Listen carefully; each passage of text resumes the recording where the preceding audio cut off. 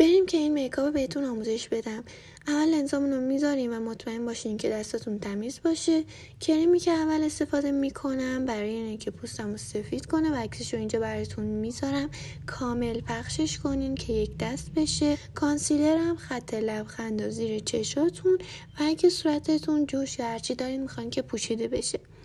برای پخش کردن کانسیلرتونم بیوتی بلندرتون رو حتما نمدار کنین که کرم به خوبی روی صورتتون بشینه.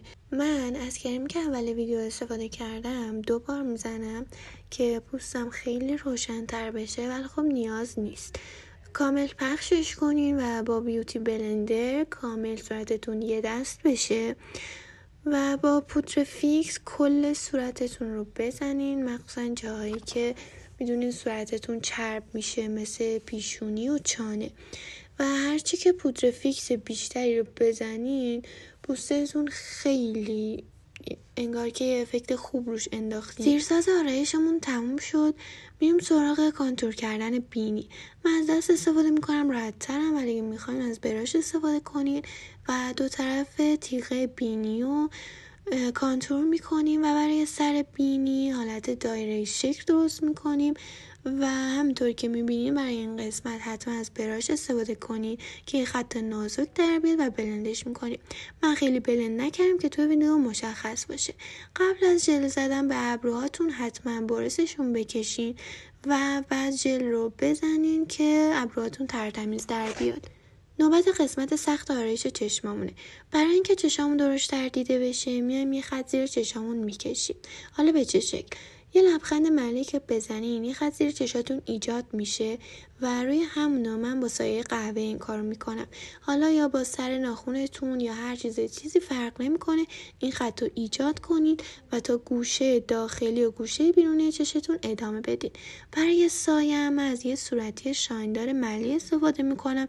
شما هرچی میتونین که سلیقتون هست بزنین.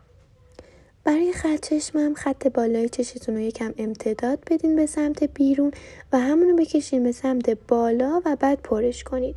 زیر چشمتون هم همینطور که میبینید یه خط بکشین که باعث میشه چشاتون پرتر و بزرگتر دیده بشه و با یه مداد سفید داخلش رو بکشین که این خط بیشتر دیده بشه.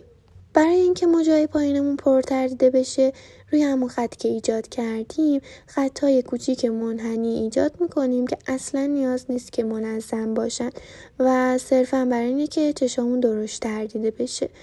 و اگه میخواین که خوب در بیاد و پوستتون اذیتتون نکنه یکم پوستتون رو با دستتون بکشین که راحت‌تر بتونین این خطا رو ایجاد کنین.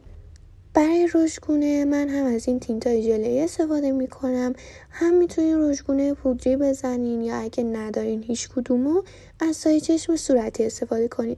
سر بینی و پایین بینی، سر چانه و گونه هاتون بزنین و حتما گونه هاتون رو تا گوشه بینی ادامه بدین که صورتتون پرتر دیده بشه. برای خط لبم اول من از سایه قهوه استفاده میکنم که لبمو درشت‌تر نشون بده. بعد میتونین روش خط لب بکشین، ولی خب من خط لب نمیکشم که مرز بین لبام نیفته. و تینتو داخل لباتون بزنین که یکم رنگ به لباتون بده. تقریبا آرایشمون تمومه.